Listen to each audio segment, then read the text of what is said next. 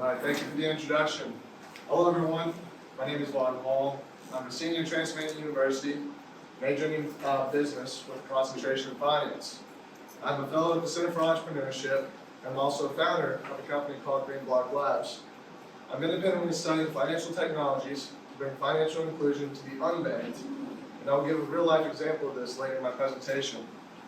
Today I'm going to be talking to you all about the future of monetary policy, and how I believe Bitcoin could resolve some of the problems with monetary policy today. A report from Northwestern Mutual in 2018, money was the dominant source of stress for 44% of Americans, as well as 25% who said personal relationships and just 18% blaming work. The American Psychological Association also revealed that money and finances have remained the #1 stressor since their surveys began back in 2007. Financial stress leads to negative health consequences that wouldn't exist if we had a stable and predictable monetary policy. Scarcity is the fundamental starting point of all economics. And the problem with money today is that people cannot plan for the future because our current monetary policy does not allow us to. Global debt is at record levels, surfacing around $400 trillion, and that number only continues to climb. Depicted on the left, we can see that the money supply has progressively trended upwards and is expanding rapidly. From 1961 to 2020, the US dollar has endured broad money supply growth of roughly 7.44% year over year, and in the past 24 months, the United States has printed 40% of all US dollars in existence. Depicted on the right, we can see the expansion of cumulative debt growth is rapidly surpassing real GDP growth. Prior to the 2008 financial crisis, the real GDP growth stayed above cumulative debt, and now we see the opposite. Together, these two graphs illustrate the unpredictability of monetary policy that is becoming increasingly unsustainable and heavily reliant on the expansion of credit to finance the world economy. The solution to the problem is a sound and predictable monetary policy. The gold standard served as our first real example of sound money until we abandoned it in 1971. Sound money is money that emerges on the market, freely chosen by the people who transact with it. It is not imposed, it is stable and not prone to appreciation or depreciation in value, and its value is determined through market interaction, not government imposition. These periods of booms and busts that exist in our world today are caused solely by the ability to artificially create more money in the form of debt. Sound money exonerates this ability to create new money and presents immense opportunities for linear growth and global productivity and the ability to preserve generational wealth. In 2009, a pseudonym created by the name of Satoshi Nakamoto proposed the first digital solution to correcting an imperfect monetary policy by engineering a sound, sustainable, and 100% predictable monetary policy.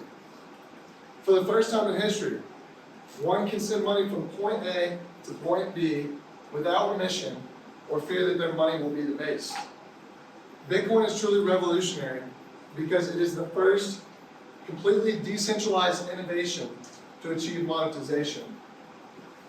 Before Bitcoin, humans have been reliant on a central party to control their finances. Now that we have Bitcoin, money for the first time in history becomes deinstitutionalized, and this changes the way finance functions forever. Bitcoin disintermediates traditional finance by creating the world's first triple entry accounting ledger. It is the only innovation in the past 700 years that allows for unquestionable truth on a fully transparent ledger. Bitcoin makes you the CEO of your money by offering financial inclusion to anyone with access to a basic internet connection. You do not need to present any records of identification or an established credit history to partake in an open, borderless, public, transparent, neutral, and censorship-resistant cryptocurrency that is regulated by physics and mathematics and secured by the most distributed network of computer devices across the globe.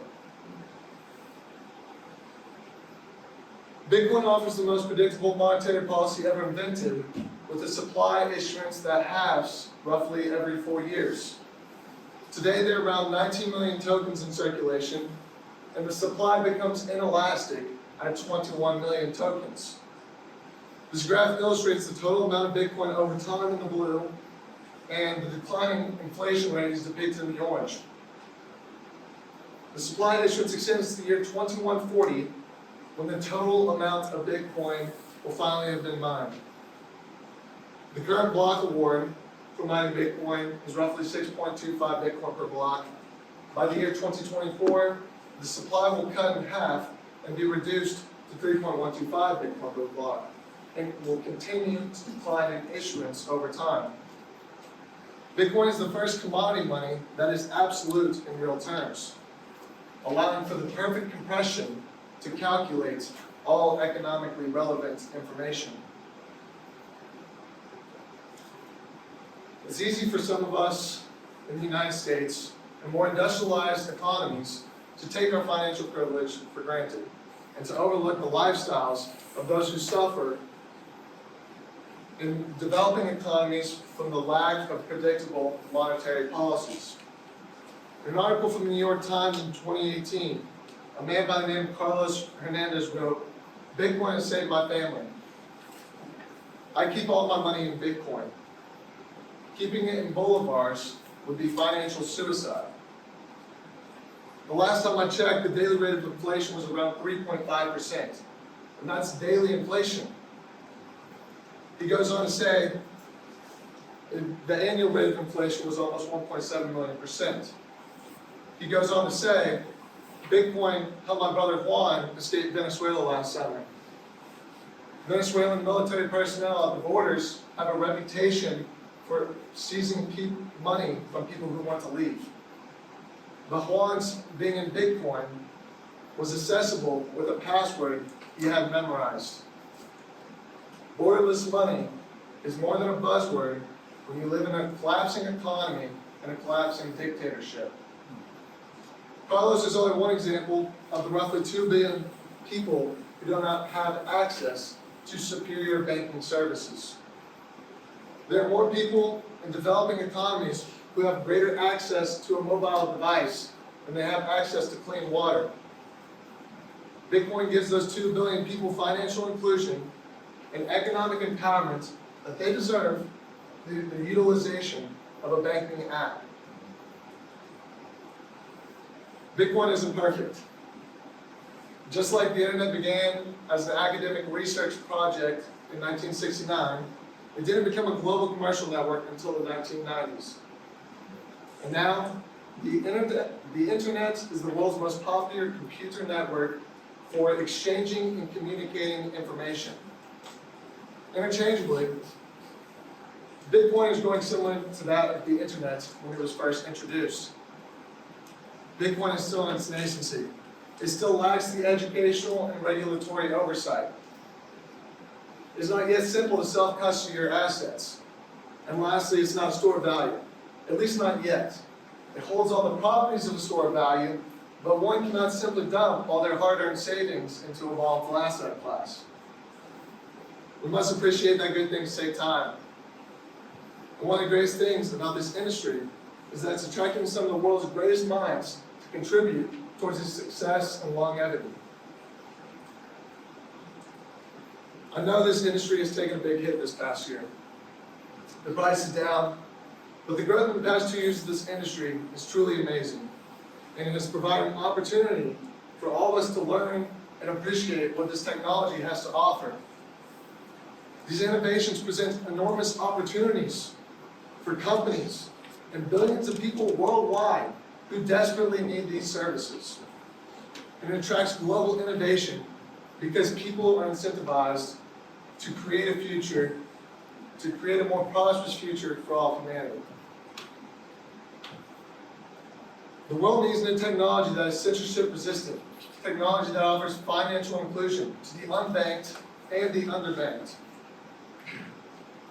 and a trustless network to enable global, exceptionally efficient, high-speed commerce for the advancement of global productivity. The internet revolutionized the way we communicate and aggregate information.